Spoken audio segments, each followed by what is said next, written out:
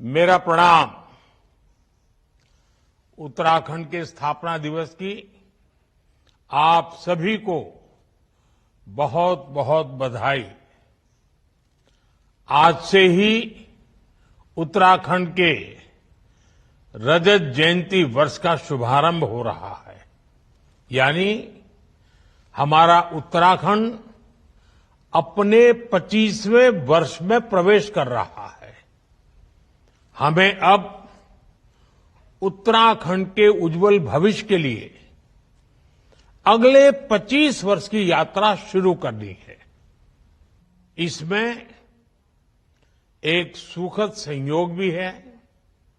ये यात्रा ऐसे समय में होगी जब देश भी 25 वर्षों के अमृत काल में है, यानी विकसित भारत के लिए विकसित उत्तराखंड। देश इस संकल्प को इसी कालखंड में पूरा होते देखेगा। मुझे खुशी है कि उत्तराखंड के आप लोग आने वाले 25 वर्षों के संकल्पों के साथ पूरे राज्य में अलग अलग कार्यक्रम कर रहे हैं। इन कार्यक्रमों के जरिए उत्तराखंड के गौरव का प्रसार भी होगा और विकसित उत्तराखंड के लक्ष्य की भी हर प्रदेशवासी तक बात पहुंचेगी। मैं आप सभी को इस महत्वपूर्ण अवसर पर और ये महत्वपूर्ण संकल्प के लिए अपनी शुभकामनाएं देता हूं। अभी 2 दिन पहले ही प्रवासी उत्तराखंड सम्मेलन का भी सफल आयोजन हुआ है।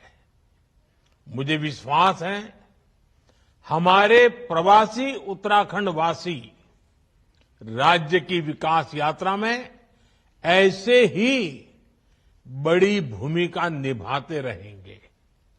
साथियों, उत्तराखंड के लोगों को अपनी आशाओं और आकांक्षाओं को पूरा करने के लिए लंबे समय तक अलग राज्य के लिए प्रयास करना पड़ा था।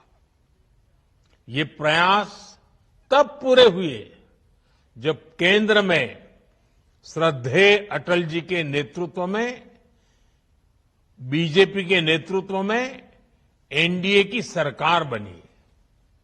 मुझे खुशी है कि जिस सपने के साथ उत्तराखंड का गठन हुआ था वो हम सब साकार होते देख रहे हैं।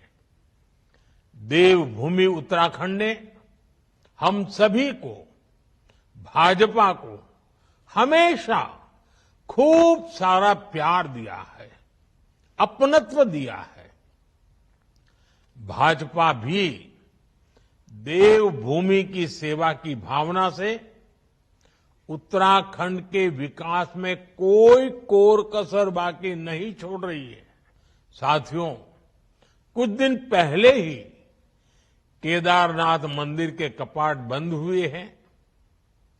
कुछ साल पहले बाबा केदार के दर्शन के बाद उनके चरणों में बैठकर मैंने बड़े विश्वास से कहा था कि ये दशक उत्तराखंड का दशक होगा।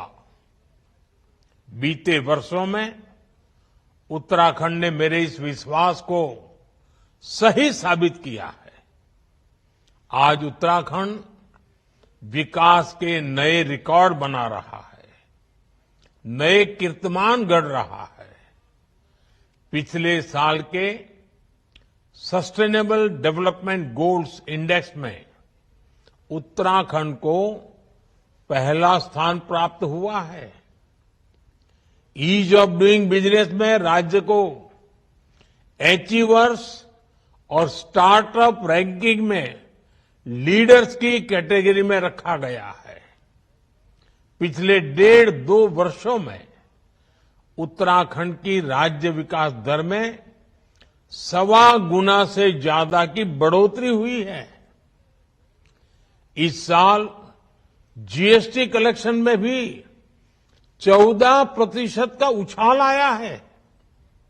2014 में उत्तराखंड में प्रति व्यक्ति आय करीब 1.25 लाख रुपये सालाना थी, जो आज बढ़कर 2,60,000 रुपये हो चुकी है। 2014 में उत्तराखंड राज्य का सकल घरेलू उत्पाद यानी स्टेट की जीडीपी 1,50,000 करोड़ के आसपास थी। अब ये बढ़कर करीब करीब 3,50,000 करोड़ रुपए हो गई है। ये आंकड़े बताते हैं कि उत्तराखंड में कैसे युवाओं के लिए नए अवसर पैदा हो रहे हैं, कैसे यहां औद्योगिक तरक्की हो रही है।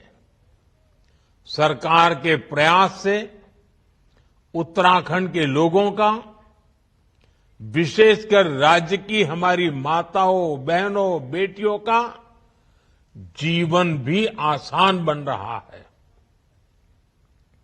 उत्तराखंड में 2014 से पहले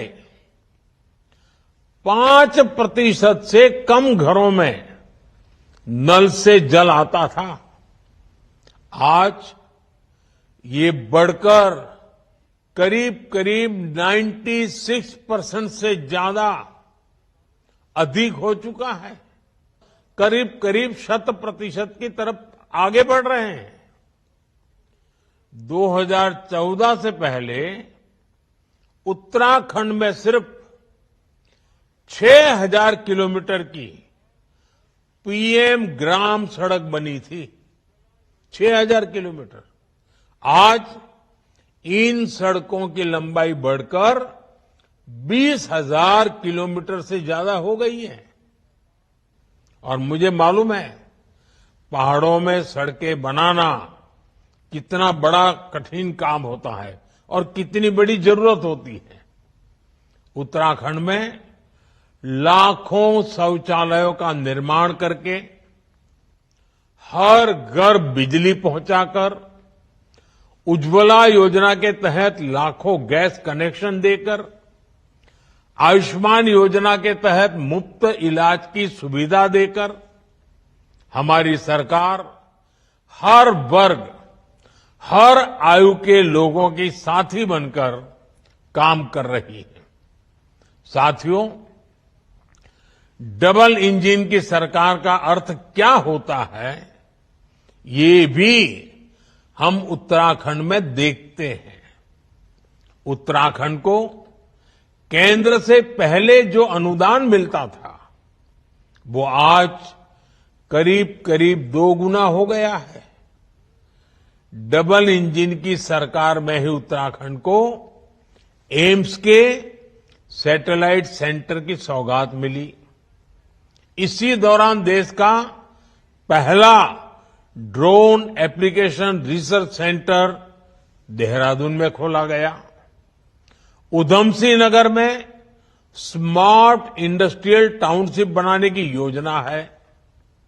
आज उत्तराखंड में केंद्र सरकार के 2 लाख करोड़ रुपए के प्रोजेक्ट्स चल रहे हैं। कनेक्टिविटी से जुड़े प्रोजेक्ट्स को तेज गति से पूरा किया जा रहा है।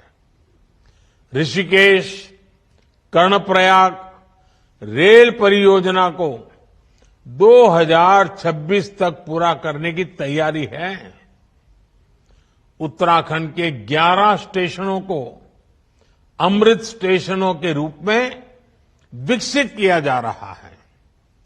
देहरादून दिल्ली एक्सप्रेसवे के पूरा होने के बाद दोनों शहरों की दूरी 2.5 घंटे में तय कर ली जाएगी। यानी एक तरह से उत्तराखंड में विकास का महायज्ञ चल रहा है, जो इस देवभूमि की गरिमा को भी बढ़ा रहा है। इससे पहाड़ों पर होने वाले पलायन पर भी रोक लगी है। साथियों, हमारी सरकार विकास के साथ विरासत को भी सहेजने में जुटी है। देवभूमि की संस्कृति के अनुरूप केदारनाथ धाम का भव्य और दिव्य पुनर्निर्माण किया जा रहा है।